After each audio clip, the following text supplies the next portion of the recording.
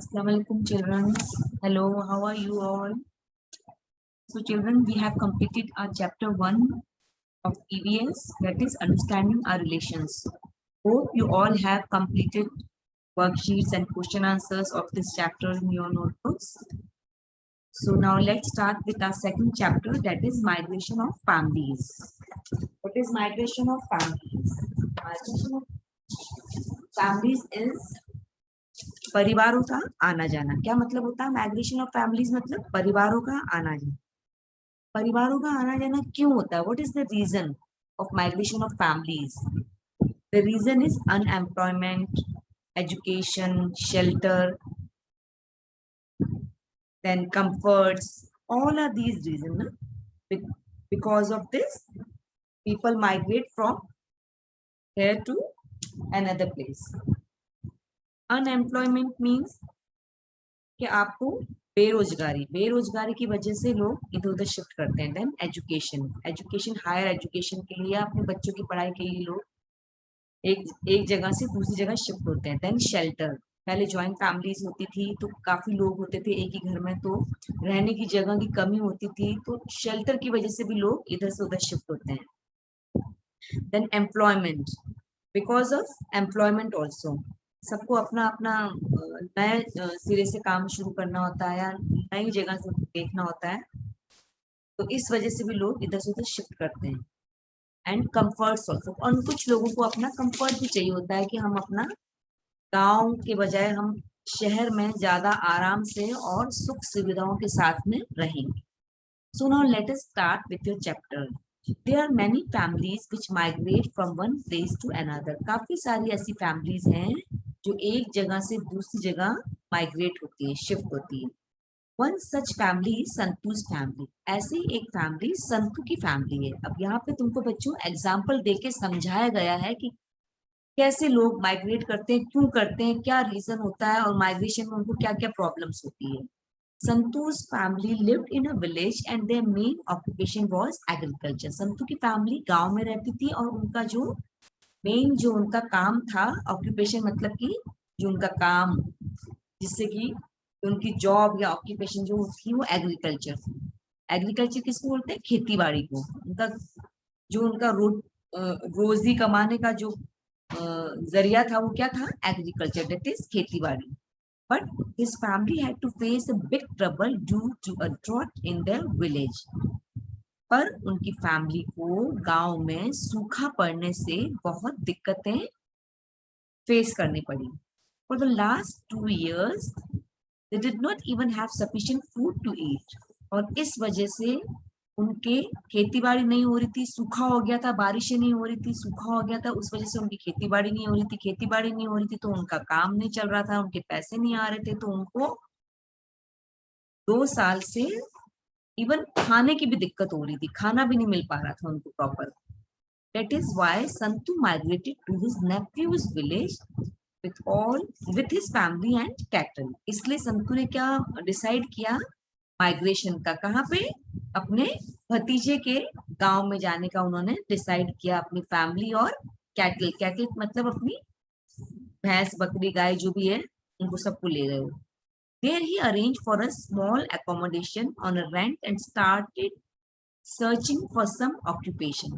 वहां पे उन्होंने अपने लिए एक छोटा सा रहने के लिए, अकोमोडेशन मतलब कि जहाँ पे उनको रहना था, वो रेंट मतलब किराए पर लिया, उन्होंने एक घर लिया एंड वहां पे अपना काम देखना शुरू किया। After a few days he got a work there and therefore he started living in that village with his family. कुछ दिन बाद उनको एक काम भी मिल गया और उन्होंने अपनी फैमिली के साथ वहां पे रहना शुरू कर दिया। However, it was not all easy for him to live there.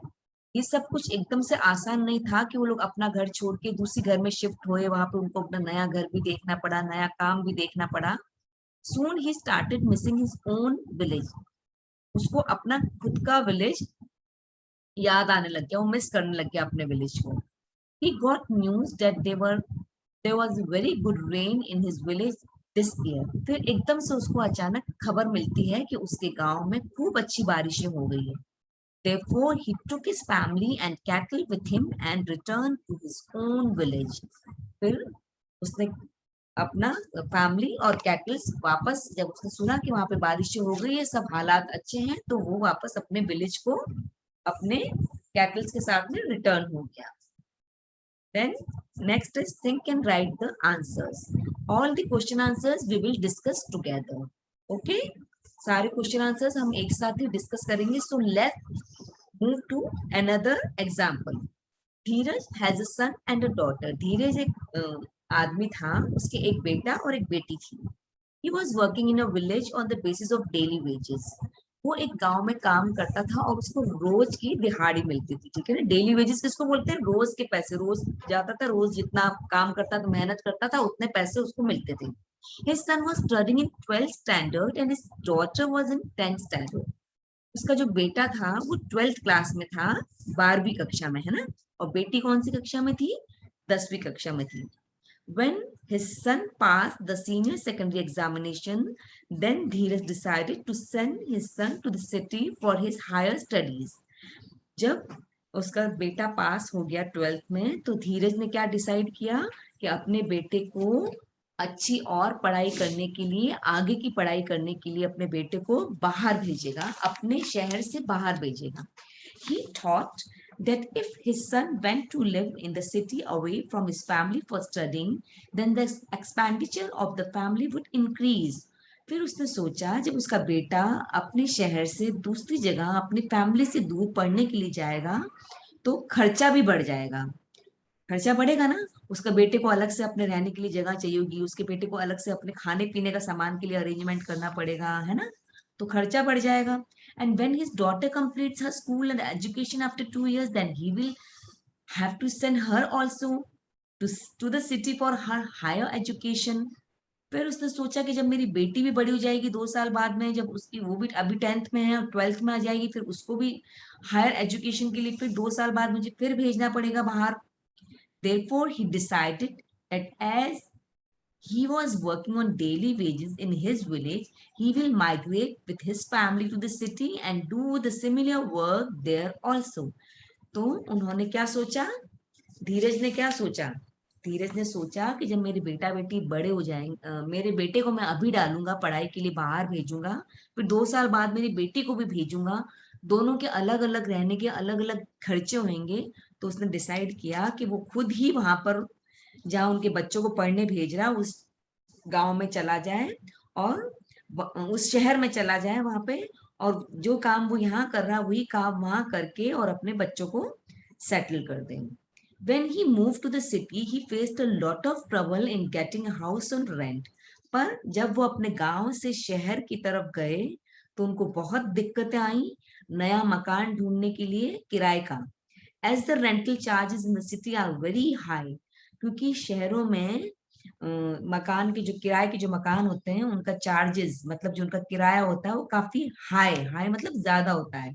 He take a room on rent far away from the main city. उसने एक रूम लिया जो कि शहर से काफी दूर था, शहर के अंदर नहीं था. शहर के अंदर होता तो काफी उसको आराम हो जाता ना, सब चीजें शहर में होती तो हर चीज की दिक्कत नहीं आती आपको. तो उसने शहर से दूर लिया एक कमरा लिया. His family members had to accommodate themselves in that room for all the activities like living together, sleeping, cooking, etc. एक रूम लिया उसने. उसकी फैमिली में वो लोग 4 मेंबर थे, एक बेटा, एक बेटी, एक उसकी वाइफ, और उन्होंने एक रूम में, उनको सेटल होने में बड़ी दिक्कतें आई. उनको एक ही रूम में रहना भी था, खाना भी था, सोना भी था, वहीं उनको पकाना भी था, किचन भी उनकी उसी रूम में सेटल थी. His neighbors were also new for him and he had to make more efforts for daily labor. और जो उसके पड़ोसी थे, नेबर्स किसको बोलते हैं? पड़ोसी. वो भी उनके लिए नए थे, तो उनसे भी कोई खास जान पहचान नहीं थी, और उनको डेली वेजेस के लिए या डेली काम करने की, लेबर के लिए काफी मेहनत करनी पड़ती थी. लेबर किसको बोलते हैं? मेहनत करनी पड़ती थी. द एक्सपेंसेस, एक्सपेंस मतलब खर्च. The expenses of living were very high in the city and that is why he started working as a laborer during daytime and at night. उनका खर्चा बढ़ गया था क्योंकि वो दूसरे शहर में आ गए थे, उनको अपने बच्चों को अच्छे उसमें पढ़ाना भी था, उनकी हायर स्टडीज भी थी, तो उनकी मेहनत भी बढ़ गई थी, है ना. उन्होंने रात दिन काम करना शुरू कर दिया। Labour during day and night, दोनों टाइम लेबर उनकी चल रही थी, रात में भी और दिन में भी। He used to work as a guard to earn more. उन्होंने रात को एक गार्ड की ड्यूटी ले ली थी काम करने के लिए, जिससे कि उनको ज्यादा पैसे मिले। But he decided to go back to his village. फिर उन्होंने वापस ये डिसाइड किया, वो वापस अपने गांव चले जाएंगे after the completion of higher studies of his children. उन्होंने सोचा जब उनके बच्चों की पढ़ाई पूरी हो जाएगी तब वो वापस अपने गांव चले जाएंगे। You must have noticed in your surroundings that there are many students who have to leave their home for higher education. तुमने अपने आसपास गांव में देखा, अपने आसपास अपने नेबर्स में देखा होगा ना ऐसा, कि उन स्टूडेंट्स को हायर स्टडीज के लिए बाहर जाना पड़ता है, अपना घर छोड़ना पड़ता है। दे लिव इन हॉस्टल्स और अरेंज रूम्स फॉर रेंट। वो हॉस्टल में रहते हैं। हॉस्टल कहाँ होते हैं? जहाँ पे एक साथ कॉलेज के बच्चे या स्कूल के बच्चे जो भी होते हैं वो पढ़ने के लिए रहते हैं, for their studies. Points for discussion we will discuss in our next class. So till today, only this much. Thank you and goodbye.